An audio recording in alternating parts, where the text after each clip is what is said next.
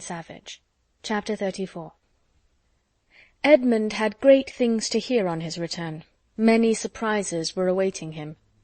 The first that occurred was not least in interest: the appearance of Henry Crawford and his sister walking together through the village as he rode into it. He had concluded he had meant them to be far distant. His absence had been extended beyond a fortnight purposely to avoid Miss Crawford.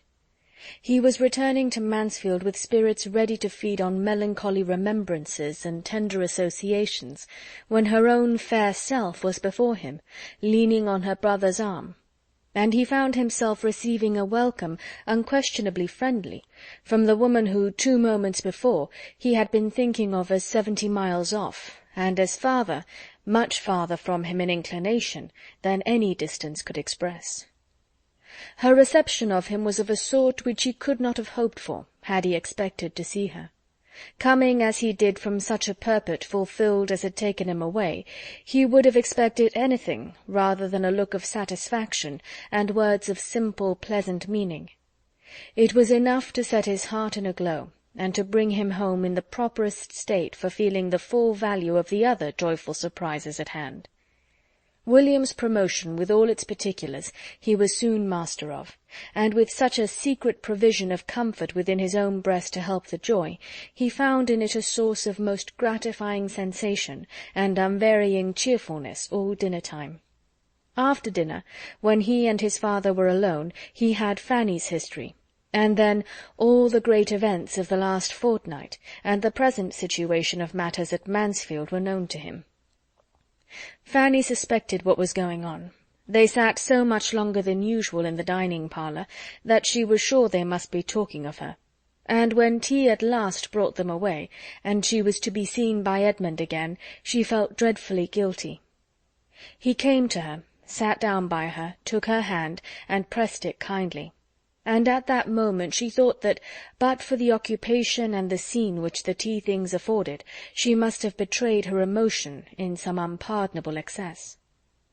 He was not intending, however, by such action, to be conveying to her that unqualified approbation and encouragement which her hopes drew from it. It was designed only to express his participation in all that interested her, and to tell her that he had been hearing what quickened every feeling of affection.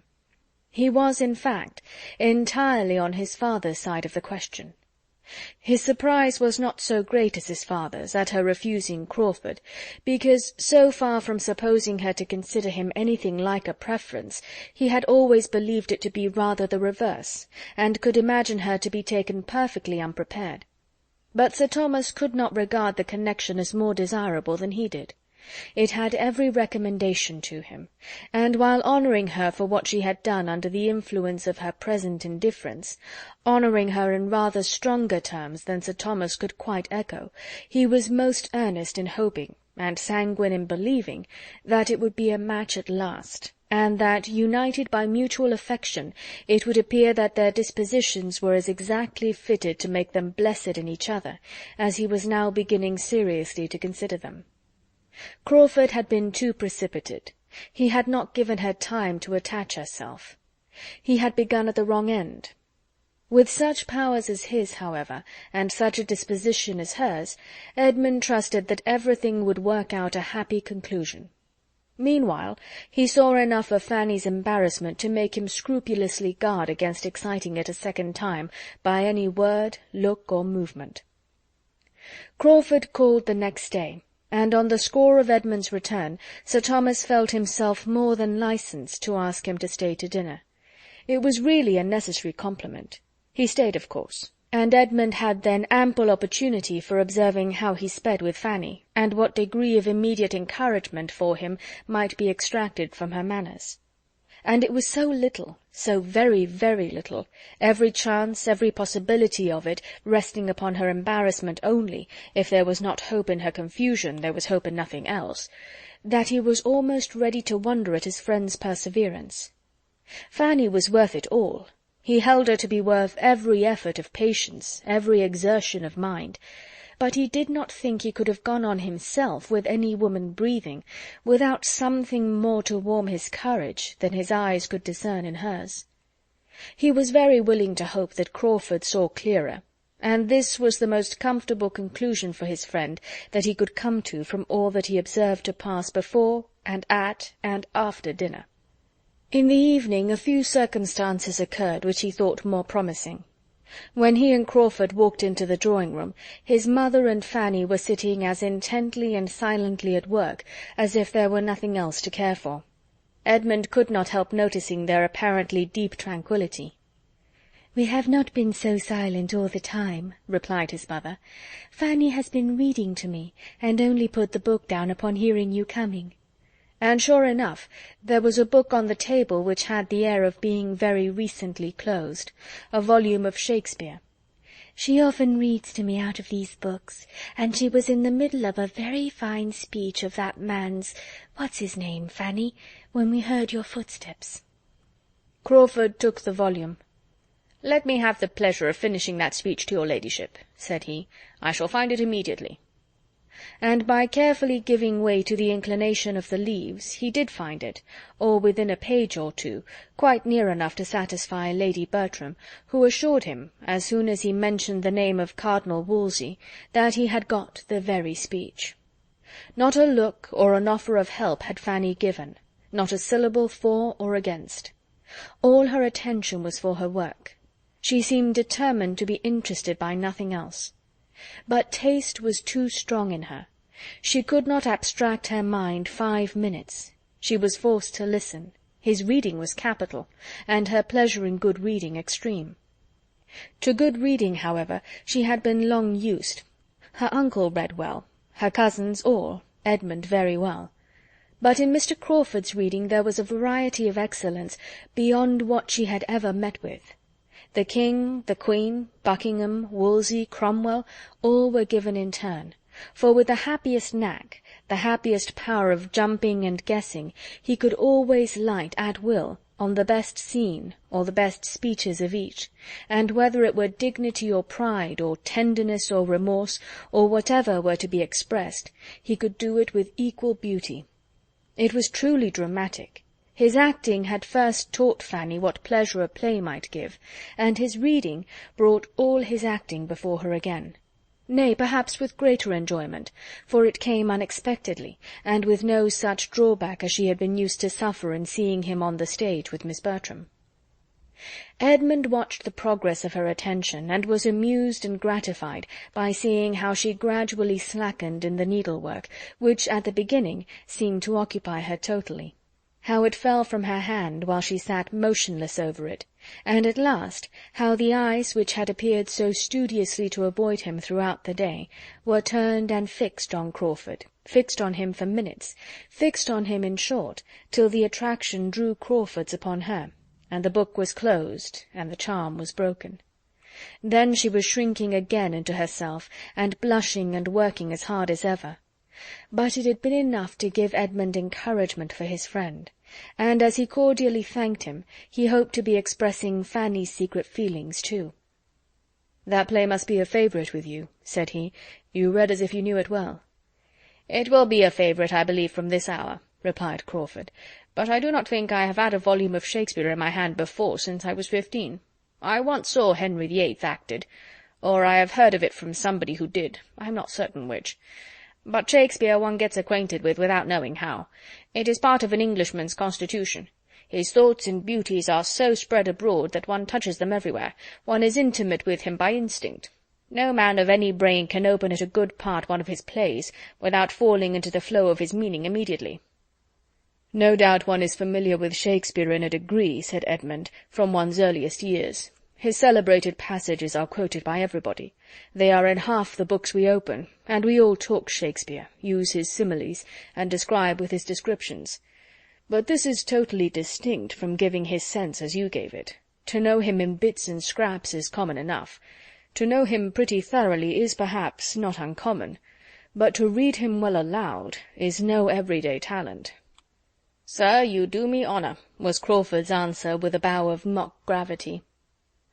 Both gentlemen had a glance at Fanny to see if a word of accordant praise could be extorted from her, yet both feeling that it could not be.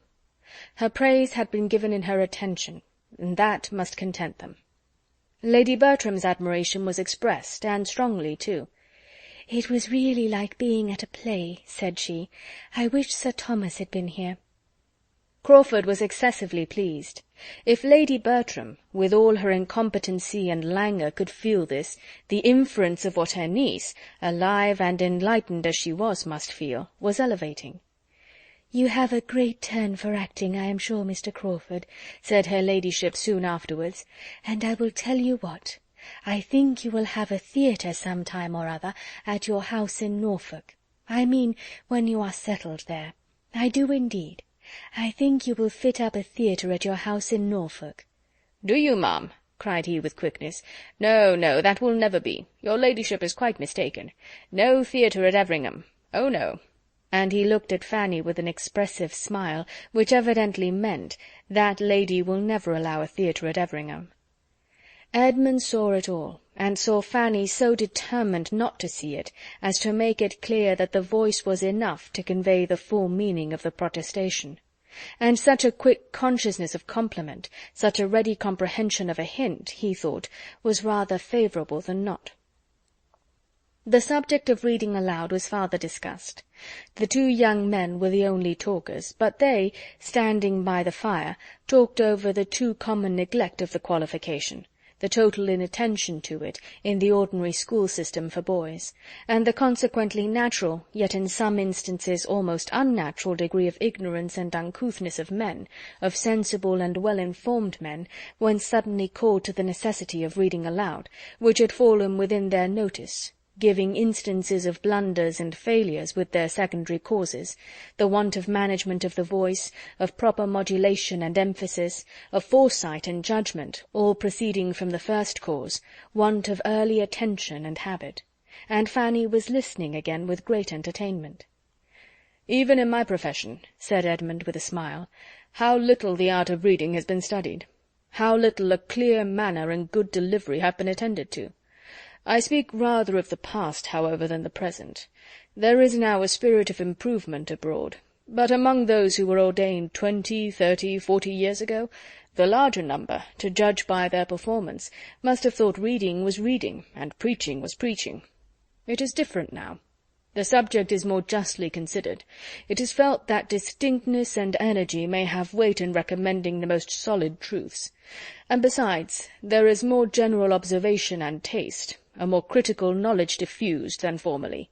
In every congregation there is a larger proportion who know a little of the matter, and who can judge and criticize." Edmund had already gone through the service once since his ordination, and upon this being understood, he had a variety of questions from Crawford as to his feelings and success, questions which, being made, though with the vivacity of friendly interest and quick taste, without any touch of that spirit of banter or air of levity which Edmund knew to be most offensive to Fanny, he had true pleasure in satisfying. And when Crawford proceeded to ask his opinion and give his own as to the properest manner in which particular passages in the service should be delivered, showing it to be a subject on which he had thought before, and thought with judgment, Edmund was still more and more pleased.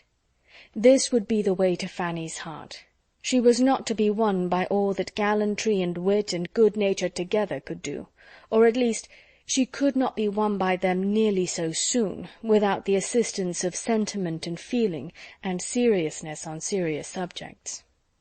"Our liturgy," observed Crawford, "has beauties which not even a careless, slovenly style of reading can destroy. But it has also redundancies and repetitions which require good reading not to be felt. For myself, at least, I must confess being not always so attentive as I ought to be." Here was a glance at Fanny. "That 19 times out of 20 I am thinking how such a prayer ought to be read, and longing to have it to read myself. Did you speak?" stepping eagerly to Fanny, and addressing her in a softened voice, and upon her saying, "No," he added, "Are you sure you did not speak? I saw your lips move. I fancied you might be going to tell me I ought to be more attentive, and not allow my thoughts to wander. Are not you going to tell me so?" "No, indeed. You know your duty too well for me to... even supposing—" She stopped, felt herself getting into a puzzle, and could not be prevailed on to add another word, not by dint of several minutes of supplication and waiting. He then returned to his former station, and went on as if there had been no such tender interruption. A sermon, well delivered, is more uncommon even than prayers well read. A sermon, good in itself, is no rare thing. It is more difficult to speak well than to compose well. That is, the rules and trick of composition are oftener an object of study. A thoroughly good sermon, thoroughly well delivered, is a capital gratification. I can never hear such a one without the greatest admiration and respect, and more than half a mind to take orders and preach myself. There is something in the eloquence of the pulpit, when it is really eloquence, which is entitled to the highest praise and honour. The preacher who can touch and affect such an heterogeneous mass of hearers on subjects limited and long worn threadbare in all common hands, who can say anything new or striking, anything that rouses the attention without offending the taste or wearing out the feelings of his hearers, is a man whom one could not, in his public capacity, honour enough. I should like to be such a man." Edmund laughed. "I should indeed. I never listened to a distinguished preacher in my life without a sort of envy. But then I must have a London audience. I could not preach but to the educated, to those who were capable of estimating my composition, and I do not know that I should be fond of preaching often. Now and then, perhaps, once or twice in the spring, after being anxiously expected for 6 Sundays together, but not for a constancy. It would not do for a constancy." Here Fanny, who could not but listen, involuntarily shook her head, and Crawford was instantly by her side again, entreating to know her meaning, and as Edmund perceived, by his drawing in a chair and sitting down close by her, that it was to be a very thorough attack, that looks and undertones were to be well tried, he sank as quietly as possible into a corner, turned his back, and took up a newspaper, very sincerely wishing that dear little Fanny might be persuaded into explaining away that shake of the head to the satisfaction of her ardent lover, and as earnestly trying to bury every sound of the business from himself in murmurs of his own over the various advertisements of a most desirable estate in South Wales, to parents and guardians, and a capital seasoned hunter. Fanny, meanwhile, vexed with herself for not having been as motionless as she was speechless, and grieved to the heart to see Edmund's arrangements, was trying, by everything in the power of her modest, gentle nature, to repulse Mr. Crawford, and avoid both his looks and inquiries, and he, unrepulsable, was persisting in both. "What did that shake of the head mean?" said he. "What was it meant to express? Disapprobation, I fear. But of what? What had I been saying to displease you? Did you think me speaking improperly, lightly, irreverently on the subject? Only tell me if I was. Only tell me if I was wrong. I want to be set right. Nay, nay, I entreat you, for one moment put down your work. What did that shake of the head mean?" In vain was her "Pray, sir, don't. Pray, Mr. Crawford," repeated twice over, and in vain did she try to move away. In the same low, eager voice, and the same close neighbourhood, he went on, re-urging the same questions as before. She grew more agitated and displeased. "How can you, sir? You quite astonish me. I wonder how you can—" "Do I astonish you?" said he. "Do you wonder? Is there anything in my present entreaty that you do not understand? I will explain to you instantly all that makes me urge you in this manner, all that gives me an interest in what you look and do, and excites my present curiosity. I will not leave you to wonder long." In spite of herself, she could not help half a smile, but she said nothing. "You shook your head at my acknowledging that I should not like to engage in the duties of a clergyman always, for a constancy. Yes, that was the word, constancy. I am not afraid of the word. I would spell it, read it, write it with anybody. I see nothing alarming in the word. Did you think I ought?" "Perhaps, sir," said Fanny, wearied at last into speaking, "perhaps, sir, I thought it was a pity you did not always know yourself as well as you seemed to do at that moment." Crawford, delighted to get her to speak at any rate, was determined to keep it up. And poor Fanny, who had hoped to silence him by such an extremity of reproof, found herself sadly mistaken, and that it was only a change from one object of curiosity and one set of words to another. He had always something to entreat the explanation of. The opportunity was too fair. None such had occurred since his seeing her in her uncle's room, and none such might occur again before his leaving Mansfield. Lady Bertram's being just on the other side of the table was a trifle, for she might always be considered as only half awake, and Edmund's advertisements were still of the first utility. "Well," said Crawford after a course of rapid questions and reluctant answers, "I am happier than I was, because I now understand more clearly your opinion of me. You think me unsteady, easily swayed by the whim of the moment, easily tempted, easily put aside. With such an opinion, no wonder that... but we shall see. It is not by protestations that I shall endeavour to convince you I am wronged. It is not by telling you that my affections are steady. My conduct shall speak for me. Absence, distance, time shall speak for me. They shall prove that, as far as you can be deserved by anybody, I do deserve you. You are infinitely my superior in merit, all that I know. You have qualities which I had not before supposed to exist in such a degree in any human creature. You have some touches of the angel in you, beyond what... not merely beyond what one sees, because one never sees anything like it, but beyond what one fancies might be. But still I am not frightened. It is not by a quality of merit that you can be won. That is out of the question. It is he who sees and worships your merit the strongest, who loves you most devotedly, that has the best right to a return. There I build my confidence. By that right I do and will deserve you. And when once convinced that my attachment is what I declare it, I know you too well not to entertain the warmest hopes. Yes, dearest, sweetest Fanny. Nay," seeing her draw back displeased, "forgive me. Perhaps I have as yet no right. But by what other name can I call you? Do you suppose you are ever present to my imagination under any other? No, it is Fanny that I think of all day, and dream of all night. You have given the name such reality of sweetness, that nothing else can now be descriptive of you." Fanny could hardly have kept her seat any longer, or have refrained from at least trying to get away, in spite of all the too public opposition she foresaw to it, had it not been for the sound of approaching relief, the very sound which she had been long watching for, and long thinking strangely delayed. The solemn procession, headed by Badley, of tea-board, urn, and cake-bearers, made its appearance, and delivered her from a grievous imprisonment of body and mind. Mr. Crawford was obliged to move. She was at liberty, she was busy, she was protected. Edmund was not sorry to be admitted again among the number of those who might speak and hear. But though the conference had seemed full long to him, and though, on looking at Fanny, he saw rather a flush of vexation, he inclined to hope that so much could not have been said and listened to without some profit to the speaker. End of chapter 34.